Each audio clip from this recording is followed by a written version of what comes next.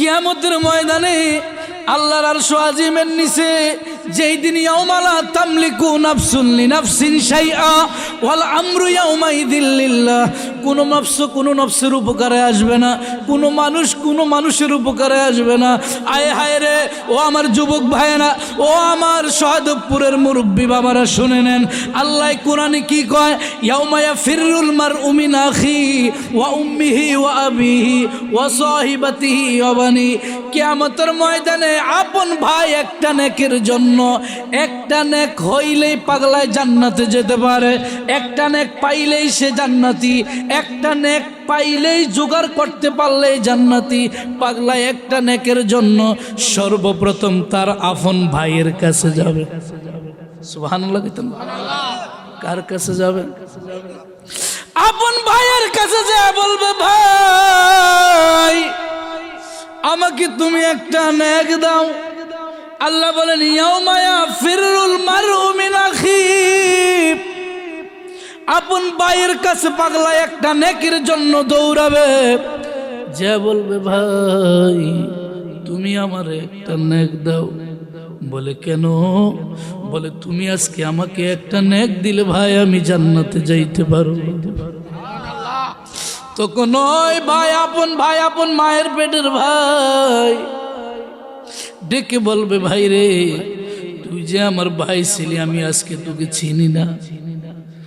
ইয়াউমা ইয়াফিরু, আজকে আমি তোকে চিনি না রে ভাই, যাও তুমি আমার থেকে দূর হয়ে যাও। কিন্তু পাগলার একটা নেক দিলেই পাগলাই জান্নাতি। ভাই তাকে তাড়ায় দিবে।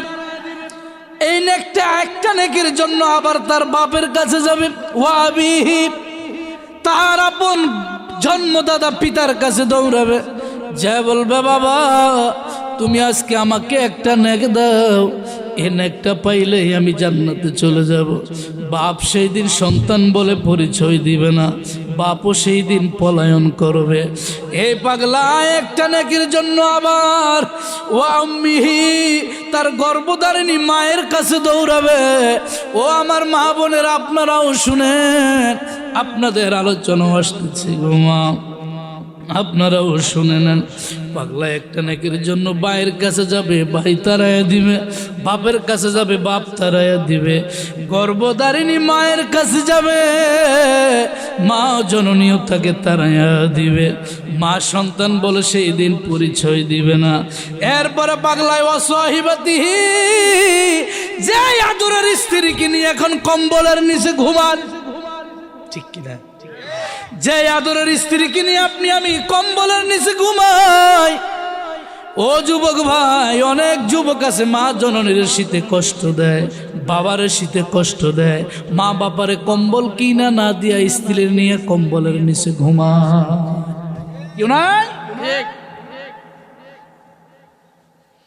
এই পাগলা একটা নেকের জন্য তখন স্ত্রীর কাছে যা বলবে, স্ত্রী রে আমাকে একটা নেক দাও। স্ত্রী বলবে, আমি তোমাকে চিনি না। স্ত্রীও সেই দিন স্বামী বলে পরিচয় দিবে না। এরপরে ওয়াবানিহি, যার জন্য আপনি আমি এত কিছু করলাম, যার জন্য এত বিল্ডিং বাড়ি সাজাইলাম, যার জন্য এত কিছু আমি করতেছি রে বাবা। এরপরে আল্লাহর নবী কয়, আল্লাহ কয় ওয়াবানিহি, তার আদরের সন্তানগুলির কাছে যাবে। সন্তানগুলিকে যা বলবে, বাবারে আমার একটা নেক দাও, আজকে এই কঠিন দিনে একটা নেক পাইলেই আমি জান্নাতি। আল্লাহ কয়, বান্দা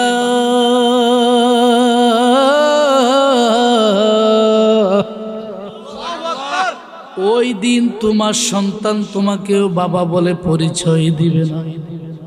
তো কার জন্য এত কিছু? কার জন্য এত কিছু? আল্লাহর নবী কয়, ওই কঠিন ময়দানের দিন কেউ তোমাকে পরিচয় দিবে না, একমাত্র সেই দিন আপন হবে আমার মায়ার নবী। কথা ঠিক কিনা?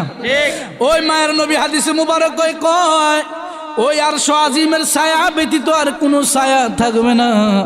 ওই কিয়ামতের ময়দানে আল্লাহ ওই দিন 7 শ্রেণীর লোককে আরশের নিচে জায়গা দিবে। কয় শ্রেণী? 7 শ্রেণীর লোককে জায়গা দিবে। এক নাম্বার লোক হলো ইমামুন আদিলুন। আল্লাহর নবী কয় উম্মত যেই দিন আরশের ছায়া ব্যতীত আর কোনো ছায়া থাকবে না, ওই দিন একমাত্র 7 শ্রেণীর লোক আরশের নিচে জায়গা পাবে। এক নাম্বার হলো যারা দুনিয়ার মধ্যে ন্যায় পরায়ণ শাসক, যারা দুনিয়ার মধ্যে সঠিক বিচার করেছে, দুনিয়ার মধ্যে হক বিচার করেছেন, দুনিয়ার মধ্যে সমাজটাকে সুন্দরভাবে পরিচালনা করেছেন, দুনিয়ার মধ্যে সমাজটাকে খুব চমৎকারভাবে সাজিয়েছেন। ঝগড়া লাগবে সুন্দর মতো বাবা মিটিয়ে দিত, কোনো মানুষের ক্ষতি করতো না, দরবার করতে গেলে ঘুষ খাইতো না। আছে বিচার আচার করতে গেলে ঘুষ খাইতো না, সুদ খাইতো না। আল্লাহর নবী কই দুনিয়ার মধ্যে এক নাম্বার ব্যক্তি হলো ইমামুন আদিলুন, যারা আরশের নিচে জায়গা পাবে। এক নাম্বার হলো সঠিক বিচার করেনেওয়ালা ব্যক্তি। কি ব্যক্তি? সঠিক বিচার করেনেওয়ালা ব্যক্তি। রাজায় করে রাজ্যের বিচার, রাজার ঘরে অনবিচার। ঠিক নিও, এত দোষের বিচার করে নিজের ঘরে কি নাই। আমাদের দুনিয়ার জমিনে সাধারণ নিয়ম হলো কোনো মাতবর সর্দারের কাছে যদি একজন কৃষক লোক বিচার নিয়ে যায়, বিচারের কথা যায় বলে, ও মাতবর সাহেব, কিয়ামতের ময়দান যেই দিন কায়েম হয়ে যাবে, ওই কিয়ামতের ময়দানে, ও আমার যুবক ভাইরা খুব মনোযোগ দিয়ে শুনেন, কিয়ামতের ময়দানে আল্লাহর আরশ আজিমের ছায়া ব্যতীত আর কোনো ছায়া থাকবে না। ঠিক কিনা? বারে সূর্যের তাপ মাথার উপরে থাকবে। ওই সময় মানুষের নিজের গামে নিজেই সাঁতার কাটবে, মানুষগুলি পাগল পারা হয়ে যাবে, রৌদ্রে মানুষের চান্দি গরম হয়ে যাবে।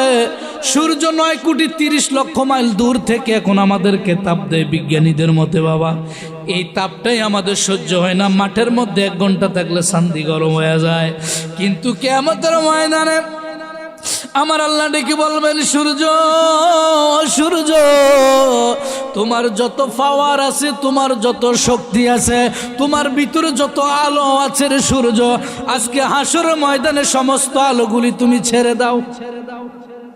আল্লাহু আকবার। সমস্ত আলোগুলি ছেড়ে দাও সূর্য। সূর্য তখন সমস্ত আলোগুলি ছেড়ে দিবে। বাবা, আপনাদের পায়ে হাত দিয়ে বলি, বাবা সবাই মাহফিলের প্যান্ডেলে বসে যান, কারণ শত চেষ্টা করলেও আগামী দিন মাহফিল পাওয়া যাবে না। ঠিক কিনা? এই যুবক ভাইদের ব্যাপারে আল্লাহর নবী বলেন, আমার ক্ষেতের আইল কাটে ফেলছে ধনী বেটায় জোর করে। তাই নাকি? বলে হ্যাঁ। সালিশ ডাক দেও, সালিশ ডাক দিল, দোষ কিন্তু ওই গরিব বেড়ার নাই, বেড়ার দিকে ঠেইলা ঠেইলা খাইতেছে। আছে না এরকম? সালিশ ডাক দিছে, মাতবরের কাছে বিচার গেছে, ধনী বেটা মাতবর বেটার পকেট রাত 12টার পরে বইরা দিয়ে গেছে, আর কয় ধনী লোকের কোনো দোষ নাই। ঠিক নিও। এবার সালিশে বর্ষার কোনো দোষ নাই, তোর এই দোষ, জোর করে হইলো তোর ঘরের মধ্যে সাফাই দিছে। ঠিক কিনা? এইরকম সিটিং মাতবর সর্দার আমাদের দেশে আছে না নাই? জোরে বলেন, আছে নাই? সুদখোর, ঘুষখোর, হারামখোর, এইরকম বাটফার মসজিদের সভাপতি আছে না নাই? কথা কয় না, আছে না নাই? আপনাকে সহদেবপুরে নাই? আছে। এহো আজকে তো বাড়ির যেতে দিত না আমার। আসেন নি বাজার, তো আর টেনশন নাই। ঠিক কিনা বলেন? আপনারা ভয় পাইতেছেন নি? কোনো কষ্ট হইতেছে? খারাপ লাগে? বহু আছে আমার ভাইয়েরা, বন্ধুরা, বাবাজিরা, হারামখোর, সুদখোর, ঘুষখোর ব্যক্তি কিয়ামতের ময়দানে আল্লাহর আরশ আজিমের ধারে যাওয়া থাক দূরের কথা, কোনো ছায়াও চোখে দেখবে। আল্লাহর নবী কয় 1 নম্বরে জায়গা পাবে ইমামুন আদিলুন, যারা দুনিয়ার মধ্যে সঠিক বিচার করেছে, দুনিয়ার মধ্যে হক বিচার করেছে, দুনিয়ার মধ্যে যারা সমাজটাকে সুন্দরভাবে পরিচালনা করেছে। বাবা, পরের টাকা খাইয়া হক বিচার অন্যদিকে ফিরে দেয় না। এইরকম লোক যারা আছে বাবা, এদেরকে আমার আল্লাহ দুনিয়ার মধ্যে আরশের নিচে জায়গা দিবে না। যারা সঠিক বিচার করেছেন তাদেরকে আমার আল্লাহ কিয়ামতের ময়দানে আরশ আজিমের নিচে জায়গা দিবে। আমার ভাইয়েরা, বন্ধুরা, বাবাজিরা, আমার মায়ার নবী এক নাম্বার ব্যক্তি হলো ইমামুন আদিলুন, যারা সঠিক বিচার করেছে দুনিয়ায়। সঠিক বিচার করেছিলেন আমাদের প্রিয় নবী রহমাতুল লিল আলামিন। কথা ঠিক কিনা? দুইজন, একজন ইহুদি আর একজন হইল মুসলমান। আমাদের নবীর কাছে বিচার নিয়ে গেল, ইয়া রাসূলুল্লাহ, ইয়া নবী আল্লাহ, নবী গো, আমি হইলাম ইহুদি, সে হইল মুসলমান। ইয়া রাসূলুল্লাহ, আমি মুসলমান, কি ইহুদি ব্যক্তি গালি দিয়েছে গো নবী, দয়া করে আপনি এটা সঠিক একটা বিচার করে দেন। আমার মায়ের নবী রহমাতুল লিল আলামিন উভয় পক্ষের কথা শুনিয়া এবার বিচারের রায় দিতে যাবে। মুসলমান ব্যক্তি মনে মনে খুশি, মনে মনে, কারণ আমি মুসলমান, নবী আমার পক্ষে রায় দিবে, ঠিক কিনা? আমাদের দেশে বহু ফাতি নেতা আছে, ফাতি নেতা চিনেননি? যেই ফাতি নেতার ঘরের মাইজের বেড়া নাই, নাই, তোর কে কইছে যে নেতাগিরি করতে? তোর জানলা যে সুস্থ সবল শরীর দিয়েছে, এই শরীর দিয়ে যদি মাঠে কাজ করস বেটা, ডেলি 1000 টাকা মজুরি, কথা ঠিক কিনা? এই শরীর নিয়ে কাজ করলে সারাদিন সকাল 8টা থেকে বিকাল 5টা 4টা পর্যন্ত 1000 টাকা হাজিরা, মাসে 30,000 টাকা। তোর টাকা চেয়ারম্যান নাম্বারে খানার বড় তোর টিয়া থাকবো বেটা। তোর কে কইছে না তোর পিছনে পিছনে দৌড়াইছে বেটা, কথা ঠিক কিনা? এই ফাতি নেতায় যতই অন্যায় করুক আমার টেনশন নাই, আমার চেয়ারম্যান আছে, কি ঠিক নেই?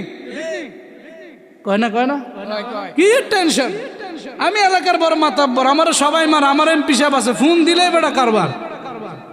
যত অন্যায় করি, অন্যায়ের কোনো কি নাই, এরকম আছে না? তো মুসলমান বেড়াইতে খুশি। আরে আমাকে যত আমি অন্যায় করি, নবী তো আমার পক্ষে রায় দিবে, কারণ আমি মুসলমান, কথা ঠিক কিনা? ইহুদির পক্ষে রাসূল রায় দিবে না। এখন মুসলমান ব্যক্তি মনে মনে চিন্তা করে, রাসূল তো আমার পক্ষে রায় দিবে। আমার মায়ার নবী উভয় পক্ষের কথা শুনিয়া, কারণ আমার নবী এমন এক নবী, যেই নবী হিন্দুর নবী, মুসলমানের নবী, ইহুদির নবী, খ্রিস্টানের নবী, আমার মায়ার নবী সমস্ত মাখলুকাতের নবী। এই জন্য আল্লাহ বলেছেন রহমাতুল লিল আলামিন। জোরে বলেন রহমাতুল লিল আলামিন। আমার ভাইয়েরা, বন্ধুরা, বাবাজিরা, আমার মায়ার নবী হায়াতুন নবী উভয়ের পক্ষের কথা শুনিয়া এবার মুসলমানের পক্ষে রায় না দিয়া আমার নবী রায় দিলেন ইহুদির পক্ষে। কার পক্ষে? ইহুদির পক্ষে রায় দিলেন। মুসলমানের মন বেজা। সঠিক বিচার কারে কয়? কথা ঠিক কিনা? হক বিচার কাকে বলেন? আমার নবী রায় দিলেন মুসলমানের পক্ষে না দিয়া ইহুদির পক্ষে রাসূল রায় দিলেন। রায় দেওয়ার পরে এখন মুসলমানের মন বেজান। দুই ব্যক্তি আবার রাসূলের দরবার থেকে রওনা হয়ে গেলেন। মুসলমান ব্যক্তি ডেকে বলে, ইহুদি ভাই, আমার রাসূলের বিচার পছন্দ হয় না। নাউজুবিল্লাহ কোন। আমার আল্লাহর নবী হায়াতুন নবী রহমাতুল লিল আলামিনের বিচার পছন্দ হয় না। ইহুদি ডেকে বলে, তুমি কি বলতে চাও বলো, আমরা দুইজন মিলে আবার বিচারের জন্য যাব। বলে কোন জায়গায়? বলে সানি বিচারের জন্য হযরত উমরের দরবারে যাব। কার দরবারে?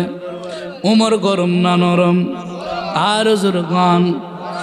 গরম অনেক বেশি ভালো লাগে সোনার মদিনা বাবা, অনেক বেশি ভালো লাগে সোনার মদিনা। ভালো লাগবেই তো কেন সেথায় শাহে মদিনা, ভালো লাগবেই তো কেন সেথায়। বলেন না, অনেক বেশি ভালো লাগে সোনার মদিনা বাজান, অনেক বেশি ভালো লাগে সোনার মদিনা। ভালো লাগবেই তো কেন সেথায় শাহে মদিনা, ভালো লাগবেই তো কেন সেথায় শাহে। পৃথিবীর কতখানে কত যে গেলাম, কোনো জায়গায় কোনোখানে শান্তি না পেলাম। বাজান পৃথিবীর কতখানে কত যে গেলাম, হায় হায় কোনো জায়গায় কোনোখানে শান্তি না পেলাম। বাজান শান্তি যদি পেতে চাও চলো মদিনা, বলেন শান্তি যদি পেতে চাও চলো মদিনা। ভালো লাগবেই তো কেন সেথায় শাহে মদি, ভালো লাগবেই তো কেন সেথায়। অনেক বেশি ভালো লাগে সোনার মদিনা, বলেন না অনেক বেশি ভালো লাগে সোনার মদিনা। ভালো লাগবেই তো কেন সেথায় শাহে মদি, ভালো লাগবেই তো কেন সেথায়।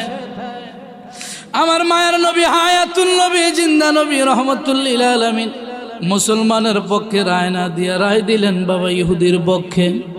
ইহুদির ব্যক্তি রায় পায়া বড় খুশি, মুসলমান ব্যক্তির মনটা বড় বেজার। এবার মুসলমান ডেকে বলে চলো আমরা আবার সানি বিচারের জন্য যাব। বলে কোথায়? চলো উমরের দরবারে যাব। উমর রাদিয়াল্লাহু তাআলা আনহু দরবারে দুই ব্যক্তি দৌড়াইয়া গেলেন। যাওয়ার পরে ডেকে বলো উমর উমর উমর, তোমার দরবারে আসছি আমরা সানি বিচারের জন্য, দ্বিতীয় বিচারের জন্য। উমর কয় সানি বিচার মানে প্রথম বিচার কই হইছে? বলে প্রথম বিচার হয়েছে রসুলের দরবারে। কার দরবারে? রহমাতুল লিল আলামিনের দরবারে। বলে রসুলের দরবারে বিচার হয়েছে মানে রসুলের বিচার না মাইনা। রসুল কি বিচার করেছে? বলে আমি হইলাম মুসলমান, মায়ের নবী আমার পক্ষে রায় না দিয়া রায় দিয়েছি ইহুদির পক্ষে। এই ওমর, রসুলের বিচারটা আমার কাছে পছন্দ হয় না। বলে তাই নাকি? বলে হ্যাঁ দাঁড়াও, আমি ওমর তোমার সঠিক বিচার করে দিই, আমি সঠিক বিচার করব।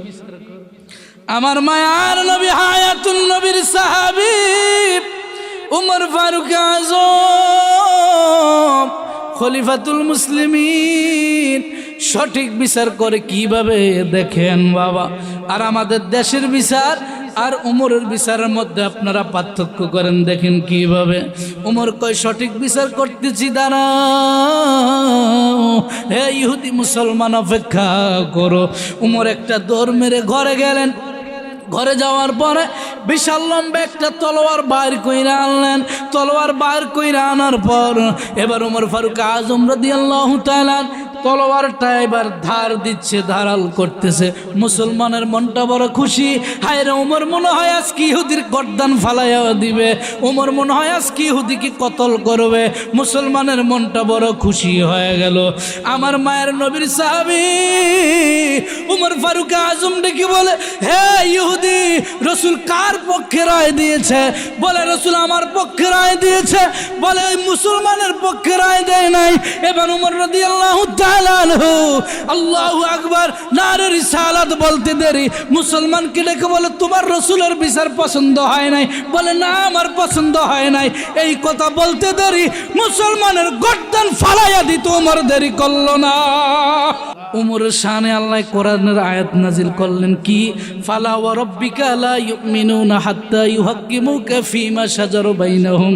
ইয়া রাসূলুল্লাহ, আসমান এবং জমিনের মাঝখানে ইয়া রাসূলুল্লাহ আপনি রাসূলের পরে যদি কোনো ব্যক্তি সঠিক বিচার করনেওয়ালা ব্যক্তি দুনিয়ায় থাকে, সেই ব্যক্তি হইল হযরতে উমর।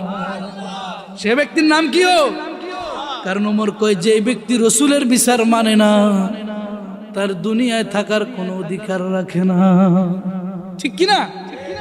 এই জন্য বাবা আল্লাহর নবী বয় হাসরের ময়দানে যিনি আরশের নিচে জায়গা পাবেন, এক নাম্বার ব্যক্তি হলো ইমামুন আদিলুন, যারা দুনিয়ার মধ্যে সঠিক বিচার করেছে। বলুন সুবহানাল্লাহ।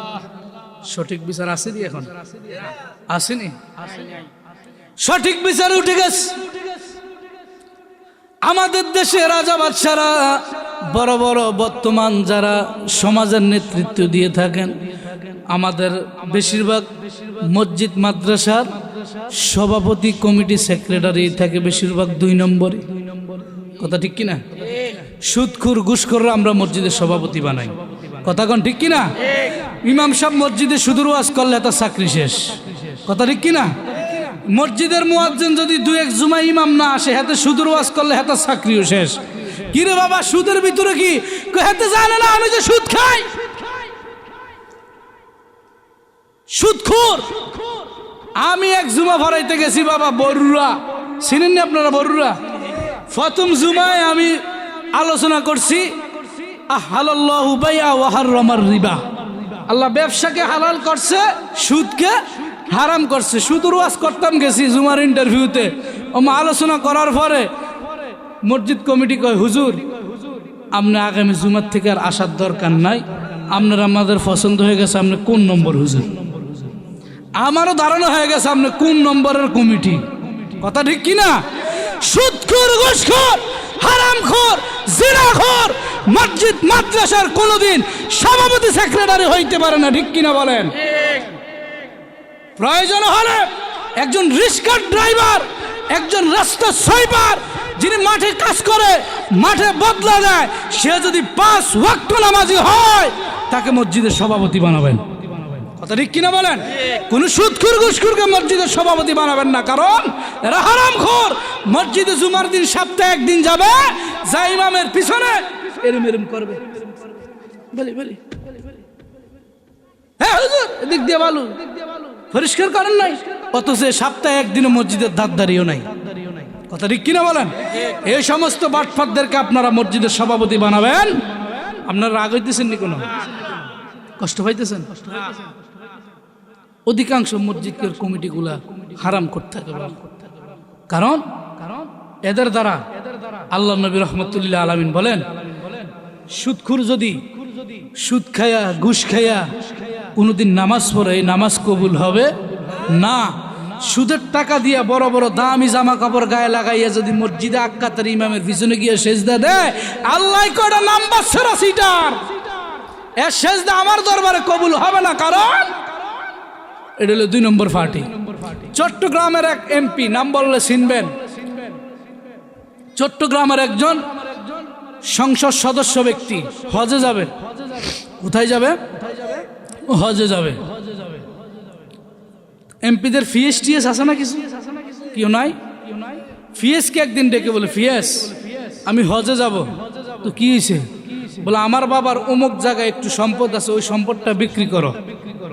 কি করো? কথা কানে ঠিক কিনা? কুলুবুল মুমিনিনা আরশে আল্লাহ, এই তো আল্লাহর ঠিকানা। ঘুষ খাইলে নামাজ হবে না, ও মন জানো না, সুদ খাইলে নামাজ হবে।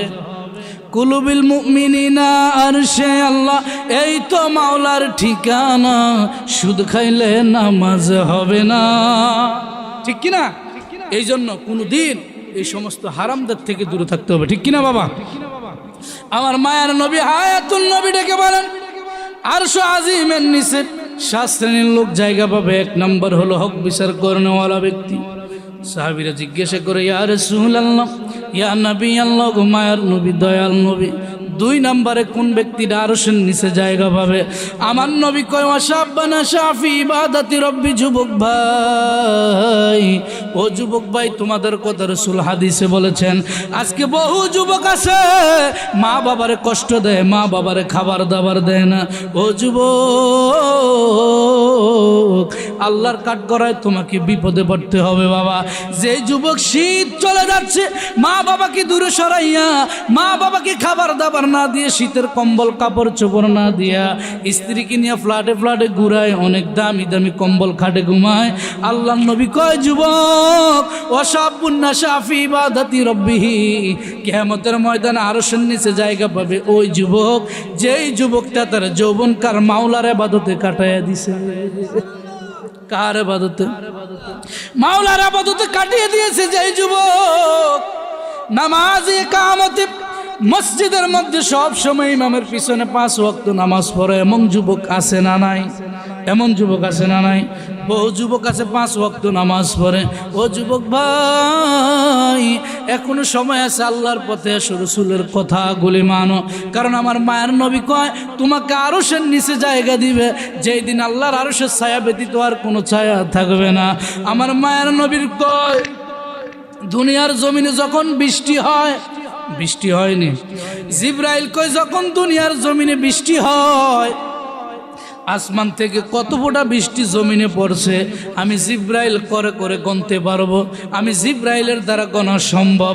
কিন্তু যৌবনকালের ইবাদতের কত সওয়াব, এইটা আমি জিব্রাইল গণে কোনোদিন শেষ করতে পারবো না। তাইলে যৌবনকালের ইবাদতের দাম আসেনি, কথা কয় না আসেনি? এখনো সময় আছে যুবক ভাই, নামাজের মধ্যে লেগে যাও, দাড়িটা রেখে দাও। কারণ রাসূল পাক সাল্লাল্লাহু আলাইহি ওয়াসাল্লামের উম্মতের চিহ্ন হলো একমাত্র সর্বপ্রথম চিহ্ন রাসূলের সুন্নত দাড়ি। কথা ঠিক কিনা? বহু যুবক বয়সে মারা যায়নি, যায় কিনা? বহু যুবক বয়সে মারা যায়।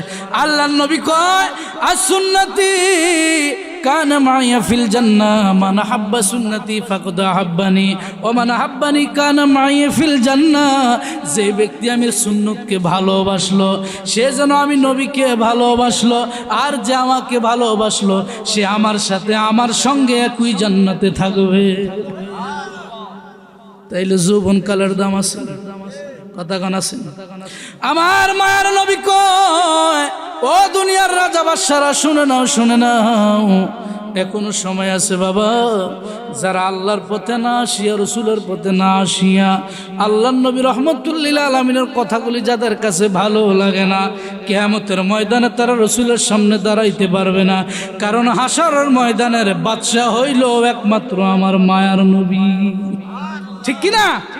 একমাত্র বাদশাহ হাশরের ময়দানে কে? আমার নবী রহমাতুল্লিল, জোরে বলেন রহমাতুল্লিল আলামিন।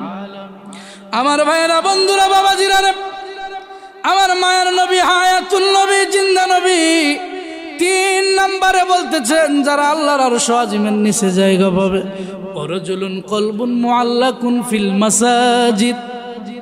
যে ব্যক্তির অন্তরটা, যে ব্যক্তির মনটা সব সময় আল্লাহর ঘর মসজিদের সাথেই লেগে থাকে। আছেন এরকম ব্যক্তি? রাতের বেলায় তাহাজ্জুদের নামাজের সময় হওয়ার আগে অনেক লোক আছে মসজিদের বারান্দায় গিয়ে দাঁড়িয়ে থাকে, আছে না? এখনো কিন্তু ফজরের নামাজের সময় হয় নাই, ফজরের নামাজের আগে দিয়ে গিয়ে মসজিদে হাজির, আছে না? আয়ের তাহাজ্জুদের কথা মনে হয়। আল্লাহর নবী ওয়ান রবিয়াত ইবনে কাব قال كنت أبيت مع رسول الله صلى الله عليه وسلم فأتيته بوضوئه وحاجته فقال لي سل فقلت أسألك مرافقتك في الجنة قال أو غير ذلك قلت هو ذاك قال فإني على نفسك بكثرة السجود رواه مسلم। সবাই চিল্লায় বলুন ইয়া রাসূলুল্লাহ, আর জবান খুলে বলুন ইয়া রাসূলুল্লাহ। আমার মায়ের নবীর সাহাবী রবিয়া বিন কাব রাদিয়াল্লাহু তাআলা, আমার রাসূলের একনিষ্ঠ একজন সাহাবী। সেই রবিয়া বিন কাব আমার নবীজির খেদমত করতেন, আমার নবীজির সেবা করতেন। প্রত্যেক দিন তাহাজ্জুদের নামাজের সময় রবিয়া বিন কাব আমার নবীজির ওযু মুবারকের পানি বানিয়ে দিতেন। সুবহানাল্লাহ, তাহাজ্জুদের পানি বানিয়ে দিতেন। আমার ভাইয়েরা, বন্ধুরা, বাবারা, এই রবিয়া বিন কাব রাদিয়াল্লাহু তাআলা আমার নবীর পাশে দাঁড়ানো আছে, অন্য সাহাবীরাও আছে। একদিন জিবরাইল এসে বলে ইয়া রাসূলুল্লাহ, ইয়া নবী আল্লাহুম্মা, ইয়া নবী, আল্লাহর অর্ডার হয়েছে, আল্লাহর নির্দেশ জারি হয়ে গেছে গো নবী। বলে কি জারি হয়েছে? বলে আল্লাহর সিদ্ধান্ত হয়ে গেল আজকে রাত্রে আপনার কোনো সাহাবী আপনি নবীর সঙ্গে থাকতে পারবে না গো নবী। বলে তাই নাকি? বলে হ্যাঁ। আমার নবী নির্দেশ দিয়ে দিলেন, সাহাবীরা, এ আমার সাহাবীরা, যাও তোমরা সবাই আজকে বাড়িতে চলে যাও। রবিয়া বিন কাব ডেকে বলে ইয়া রাসূলুল্লাহ, আমি রবিয়া কি বাড়ি চলে যাব? বলে তুমিও চলে যাও। এবার রবিয়া ডাক দিয়া কয় নবীজি, ও মায়ার নবী গো, আজকে যদি আমি রবিয়া বাড়ি চলে যাই, তাহাজ্জুদের নামাজের সময় আপনি নবীর ওযুর পানি কে বানিয়ে দিবে? কারণ আপনি মায়ার নবী, প্রত্যেকদিন তাহাজ্জুদের নামাজ পড়েন গো নবী।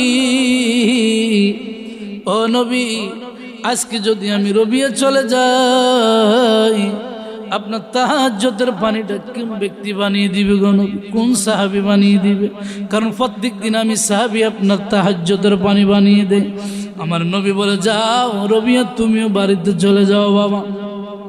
রবিয়া বিন কাব রাদিয়াল্লাহু তাআলা তিনি আমার রাসূল সাল্লাল্লাহু আলাইহি ওয়াসাল্লামের হুজরা মোবারক থেকে বাইরে হতে চায় না বাবা।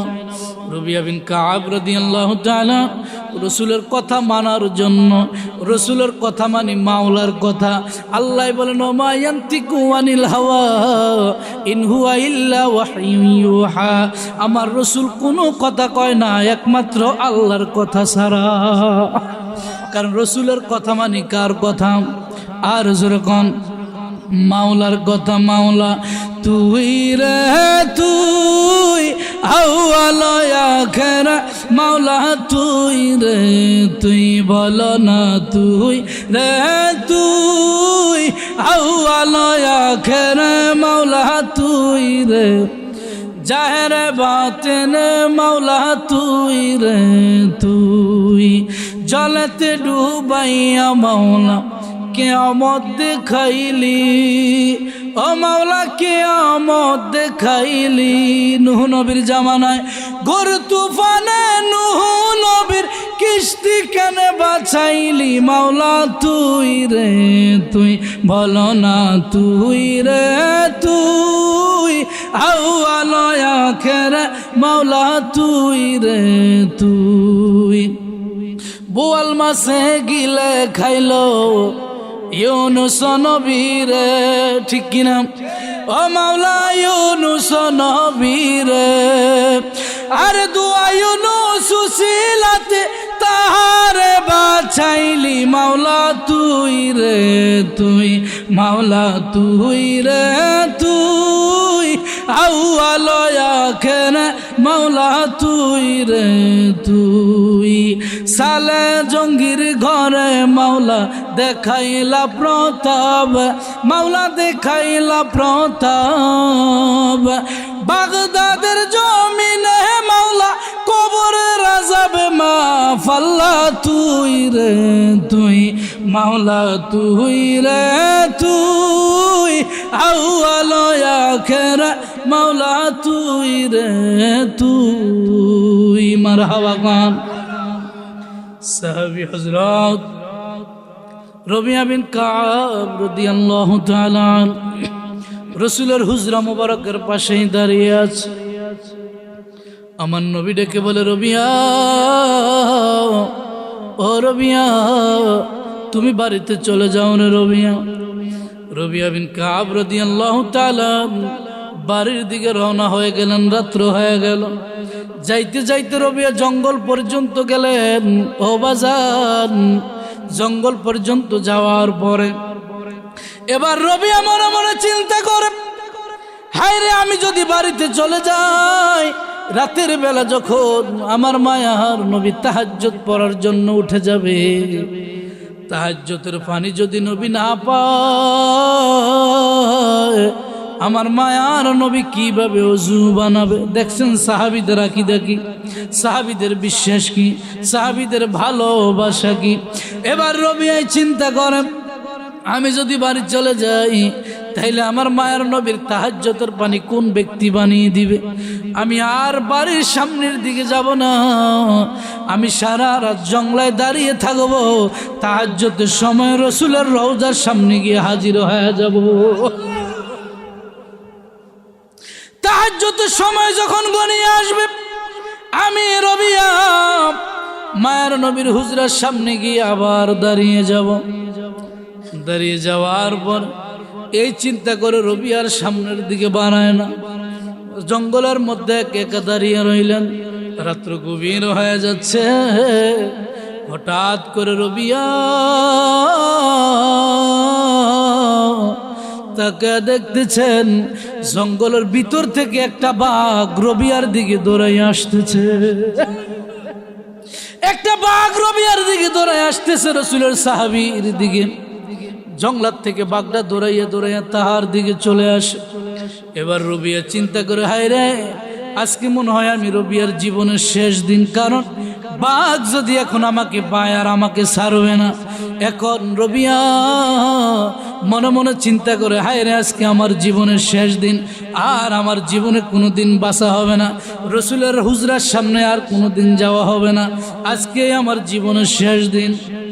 বাঘ দৌড়াইয়া রবিয়ার সামনে আসার পরে এবার বাঘ আল্লাহর কাছে আরজি জানায়, মাবুদ, ও দয়ার সাগর মাওলা, মাওলা গো, আমার জবানটাকে খুলে দাও, তোমার নবীর পাগল সাহাবী রবিয়ার সঙ্গে একটু কথা বলবো, রবিয়ার সঙ্গে একটু কথা বলবো। বাঘ আল্লাহর কাছে আরজি জানায়, আমার আল্লাহ বাঘের জবান খুলে দিলেন। খুলে দেওয়ার পর এবার বাঘ রবিয়ার সঙ্গে কথা বলে আর ডেকে বলে, রবিয়া, তুমি বুঝি আমাকে দেখে ভয় পেয়ে গিয়েছো? বলে, তোমাকে দেখে আমি ভয় পেয়ে গেছি। যখন মানুষের মতো বাঘ কথা বলে, রবিয়া বড় আরো অনেক ভয় পেয়ে গেল। এবার বাঘ দিকে বলে, হে নবীর সাহাবী রবিয়া, ভয় পেও না, কষ্ট পেও না, চিন্তা করো না, টেনশন করিও না রে রবিয়া। এ গভীর জঙ্গলের মধ্যে তুমি একা একা দাঁড়িয়ে রয়েছো, এই জন্য আমি বাঘ জঙ্গলার থেকে দৌড়াই আসছি তোমাকে গভীর জঙ্গলে পাহারা দেওয়ার জন্য। আরো জোরে বলুন সুবহানাল্লাহ, আরো জোরে বলুন ইয়া রাসূলুল্লাহ। আমি বাঘ আসছি তোমাকে পাহারা দেওয়ার জন্য। এবার রবিয়ার মন খুলে গেল, রবিয়ার মনের টেনশন দূর হয়ে গেল। বাঘ আর রবিয়া প্রেমের আলাপ করতেছেন। এবার যখন তাহাজ্জুদের সময় ঘনিয়ে আসছে, রবি আস্তে আস্তে করে রসুলের হুজরার সামনে দাঁড়িয়ে গেলেন। হুজরা মুবারকের সামনে যাওয়ার পর এবার রবিয়া রসুলের হুজরা মুবারকের সামনে দাঁড়িয়ে যাওয়ার পরে রাতের বেলায় যখন মায়ের নবী তাহাজ্জুদের সময় হুজরার দরজা মুবারক খুললেন, খুইলা দেখতেছেন রসুলের পাগলা সাহাবী রবিয়া নবীজির হুজরার সামনে দাঁড়িয়ে আছে। হুজরার সামনে দাঁড়িয়ে নবী কয়, রবিয়া, তুমি কি বাড়িতে যাও নাই? বাড়ি যাও না? বলে, লা ইয়া রাসূলুল্লাহ, আমি সারা রাত আপনি রসুলের ওযুর পানি দেওয়ার জন্য গো নবী ওই জঙ্গলার মধ্যে দাঁড়ায় দাঁড়ায় অপেক্ষা করছিলাম। এবার আমার মায়ের নবীটা কি বলে, রবিয়া, ও রবিয়া রে পাগলা, আজকে তুমি যে প্রেম খেলা দেখাইছো, আমি মায়ার নবী বড় খুশি হয়ে গেলাম। রবিয়া, যাও তাড়াতাড়ি ওযুর পানি আগে আইনা দাও, আমি নবী নামাজ পড়িয়া তুমি আমি একসঙ্গে প্রেমের আলাপ করব। রবি ওযুর পানি বানিয়ে দিলেন। ওযুর পানি বানিয়ে দেওয়ার পর ভাইরা, বন্ধুরা, বাবারা, ওযুর পানি আনার পরে রবিয়া বিন কাব রাদিয়াল্লাহু তাআলা আমার মায়ের নবী হায়াতুন নবীর ওযুর পানি দেওয়ার পর নবীজি ওযু মুবারক করলেন। ওযুর পানি ওযু করার পরে আমার মায়ের নবী তাহাজ্জুদের নামাজ আদায় করে নিলেন। আদায় করার পরে এবার আমার মায়ের নবী ডাক দে, রবিয়া, আয় আমার কাছে আয়, আয় আমার কাছে আয়। রবিয়া নবীজির কাছে গেলেন। কাছে যাওয়ার পরে এবার নবী রবিয়াকে ডেকে বলে, রবিয়া রে, আজকে আমি নূরের নবী হায়াতুন নবী তোমাকে এমন কিছু সওয়াল করব, এমন কিছু জিনিস দিতে চাইব। আজকে তাহাজ্জুদের নামাজের সময় তুমি রবি আমি নবীর কাছে যা কিছু চাইবা, আমি মায়ার নবী তোমাকে তাই দান করে দিব। আজকে যা চাইবি, কথা কন না, যা চাইবি, তাহলে রসুলের কাছে আসেনি, কথা কন আসেনি, রসুলের কাছে সবকিছুই বিশ্বাস হয়নি। আমার মায়ার নবীকে ওয়ান আবি হুরায়রা রাদিয়াল্লাহু তাআলা আনহু قال انه قال نصرت بجوامع القلم وبينما انا نائم اوتيت بمفاتيح خزائن الارض فوضيت بيدي رواه مسلم। আমার নবী কয়, জিবরাইল একদিন আমি নবীর কাছে আসলাম, আসার পরে আমি মায়ার নবী ঘুমিয়ে রইলাম। ঘুমিয়ে থাকার পরে উতিতু বিমাফাতিহি খাজাইনিল আরদি, আল্লাহর আসমান এবং জমিনের নিচে, 7 জমিনের নিচে 7 আসমানের উপরে নিচে যত ধন ভান্ডারের চাবি কাঠি আছে সমস্ত চাবিগুলি আমি রাসূলের কাছে আনা হলো। আনার পরে ফাউদিয়াত বিয়াদাইয়া, আনার পরে আমি মায়ার নবীর হাত মুবারকে দিয়া দিছে। আমি নবীর হাত মোবারকে দিয়ে দিছি। তাহলে দিয়ে দেওয়ার পরে এখন নবী ধন ভান্ডারের মালিক। কথা ঠিক কিনা? আমার এই মোবাইলটা যদি আমি হুজুরকে দিয়ে বলি, হুজুর এই মোবাইলটা আমি আপনাকে দিয়ে দিলাম, এটার উপর আমার আর দাবি নাই, তাইলে আজকের পর থেকে মোবাইলটা হুজুরের। ঠিক কিনা? এবার হুজুর যাকে ইচ্ছা তাকে দিতে পারবে না। এখানে আমি কোনো অধিকার খাটাইতে পারবো? হুজুর যাকে ইচ্ছা তাকে দিতে পারবে।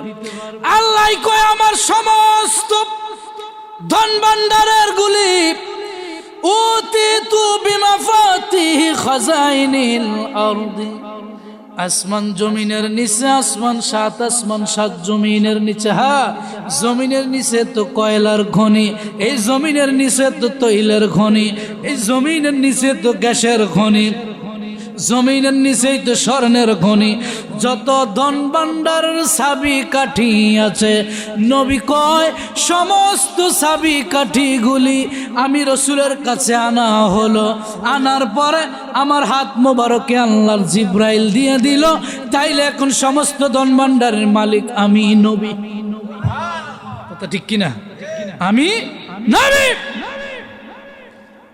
নবী কয় রবিয়া তুমি কি চাইবা চাও, আজকে যা চাইবি তাই পাইবি, আজকে যা চাইবি তাই পাইবি। রাসূল বুঝিয়ে দিলেন আমার কাছে সব আছে। তো ঠিক কিনা? আমি রাসূলের কাছে সব কিছুই আছে, আজকে যা চাইবি তা। রাসূল বলে নাই রবিয়া আজকে আমার কাছে স্বর্ণ চাও, আমার কাছে টাকা চাও, আমার কাছে সম্পদ চাও, আমার কাছে অর্থ চাও, আমার কাছে ধন দৌলত চাও। রাসূল এইটা বলেন নাই। রাসূল বলেছে তুমি যা চাইবা তাই পাইবা। আমার নবী বলে হে রবিয়া কি চাইবি চা। রবিয়া সুযোগ পেয়ে বলে ইয়া রাসূলুল্লাহ, ও নবী আল্লাহ, ও রাহমাতুল লিল আলামিন, আজকে এই তাহাজ্জুদের সময় আমি রবিয়া আপনার কাছে এমন একটা জিনিস চাইব যে জিনিসটা কিয়ামত পর্যন্ত খাইলো শেষ হবে না, কিয়ামত পর্যন্ত হায়াত পাইলো শেষ হবে না। আজকে আমি রবিয়া এমন একটা জিনিস আপনার কাছে চাইব। সুবহানাল্লাহ, জোরে বলুন না সুবহানাল্লাহ। কারণ রবিয়া চিন্তা করেছে স্বর্ণ চাইলে স্বর্ণ একদিন শেষ হয়ে যাবে, টাকা চাইলে টাকা একদিন শেষ হয়ে যাবে, ধন চাইলে ধন একদিন শেষ হয়ে যাবে, অর্থ চাইলে অর্থ একদিন শেষ হয়ে যাবে। আজকে এমন একটা জিনিস রাহমাতুল লিল আলামিনের কদমে এই তাহাজ্জুদের নামাজের সময় চাবো যে জিনিসটা আমি রবিয়ার কোনোদিন শেষ হবে না। কথা ঠিক কিনা বলে? রবিয়াকে নবীর কয় কি চাইবে চাও। আমার মায়ের নবী কয় রবিয়া কি চাইবা চাও। এবার রবিয়া ডেকে বলে ইয়া রাসূলুল্লাহ, ইয়া নবী আল্লাহ, আমি টাকা চাইলে টাকাটা একদিন শেষ হয়ে যাবে, সম্পদ চাইলে সম্পদটাও একদিন শেষ হয়ে যাবে, অর্থ চাইলে অর্থ শেষ হয়ে যাবে।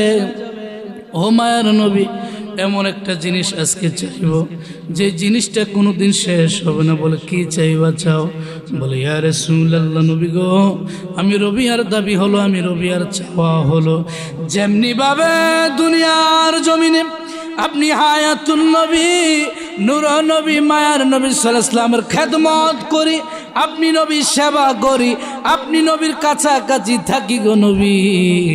আমি রবিয়া চাই ওই জান্নাতের ভিতরেও আপনি নবীর সঙ্গে একত্রে থাকার জন্য। ওই জান্নাতের ভিতরে আপনি মায়ার নবী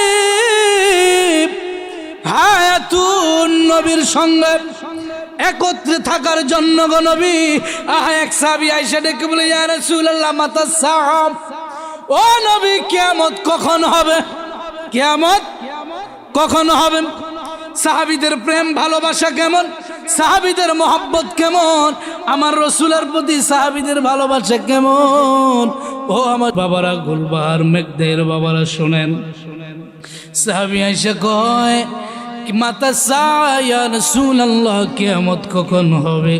আমার নবী কয়, পাগলা কিয়ামতের কথা জিগাইলি?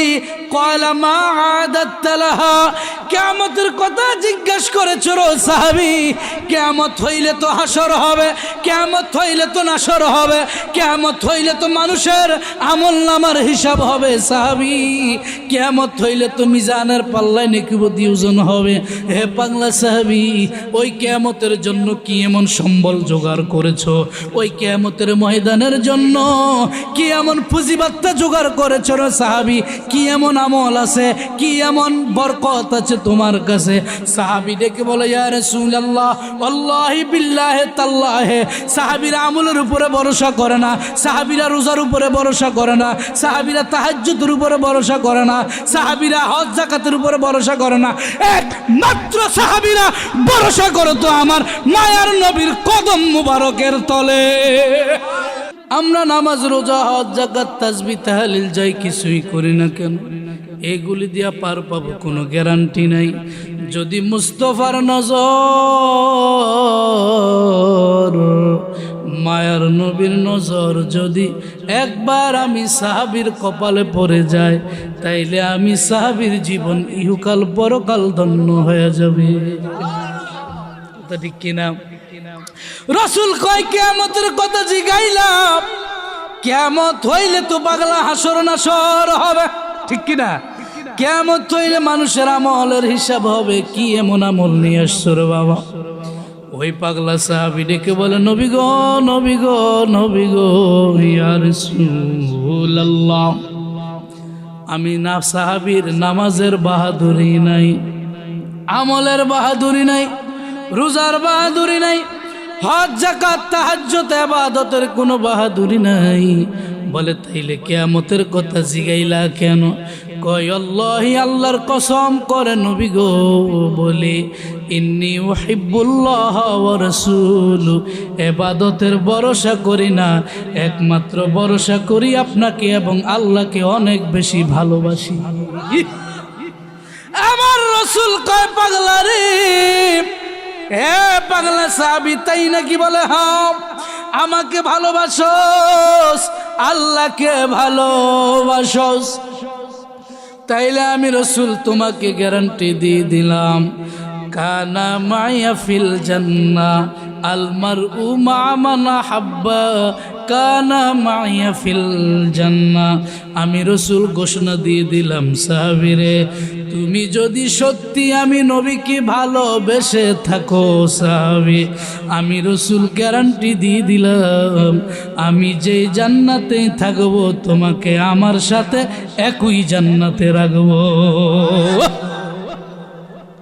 রাসূলের সাথে জান্নাতে থাকতে রাজি নি? আর যেরকম রাজি নি? কারা কারা রাজি আছেন হাত তোলেন। আমার রাসূল কয়, সাহাবীরা, আমাকে ভালোবাসলে তোমরা আমার সাথে জান্নাতেই থাকবো। আমার যুবক ভাইদেরকে বলতেছি, যুবক ভাই, আমার রাসূলকে ভালোবাসো, আহলে সুন্নাত ওয়াল জামাতের পতাকা তুলে থাকো, দেখবা কিয়ামতের ময়দানে ওয়ালা আউল হামদু ইয়াউমাইদিন বিয়াদি, কিয়ামতের ময়দানে যখন নবী হামদের প্রশংসার পতাকা নিয়ে দাঁড়িয়ে যাবে, আল্লাহর কসম করে বলি, রাসূলের পতাকার ছায়া তলে জায়গা পাইবা। আমার ভাইরা, বন্ধুরা, বাবারা, দুনিয়ার মধ্যে বড় দামি দামি রাজা বাদশারা, দামি দামি বড় রাজা বাদশারা রাজত্ব করেছেন দুনিয়ার জমিনে। বড় রাজা বাদশারা রাজত্ব পরিচালনা করেছেন, অনেক জালিমও ছিল, কিন্তু আমার আল্লাহ বড় বড় জালিমকে সার দিয়েছেন, কিন্তু আমার মাওলায় ছেড়ে দেন নাই। কথা ঠিক কিনা? সার দিয়েছেন কিন্তু ছেড়ে দেন। এই দুনিয়ার মধ্যে দুইজন মুসলমান বাদশা ছিল বাবা, যারা সারা পৃথিবী শাসক করেছেন, সারা পৃথিবী রাজত্ব করেছেন। একজন হইল বাদশা নবী সুলাইমান, আরেকজন হইল বাদশা যুলকারনাইন। ইয়াসআলুনাকা আন যুলকারনাইন, যার কথা আমার আল্লাহ কোরআনে বলেছেন। এই দুইজন বাদশাকে সারা পৃথিবীর বাদশাহিত্য দান করেছেন।